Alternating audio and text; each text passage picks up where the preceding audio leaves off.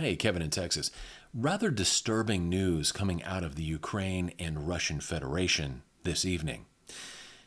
Reports are circulating that the Russian Ministry of Defense has contacted the defense departments for America, England, France, and Turkey and warned them that the armed forces of Ukraine are going to set off a nuclear device in the Ukraine. Now, a lot of people are wondering, why would Ukraine set off a nuke in its own country? They would do this ostensibly to try and garner greater support for foreign intervention into the war. And if you've been following mainstream social media in America, over the past few weeks, you've seen this narrative that Russia is quote unquote losing this war.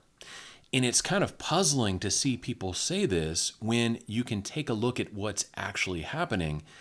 And it's obvious that's not the case. The Russian Federation has annexed 20% of the Ukraine into their territory. The Ukraine has no way of getting that territory back. And now the Russians are beginning to devastate power infrastructure in the Ukraine. Kiev starting to have rolling blackouts, telling people to not use electricity unless it's an emergency. So clearly the Russians are not losing this war at all. They would have no logical reason to even use a nuclear device because they're getting ready to bring in hundreds of thousands of soldiers and devastate what's left of the Ukraine. Based on this information, it would appear that Ukraine is trying to set off this device to blame on the Russians.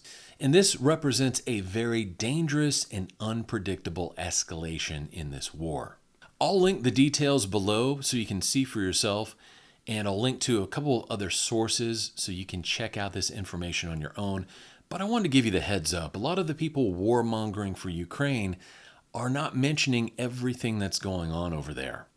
And unfortunately, leaving out these kind of details is the kind of thing that gets people, maybe even a lot of people, killed.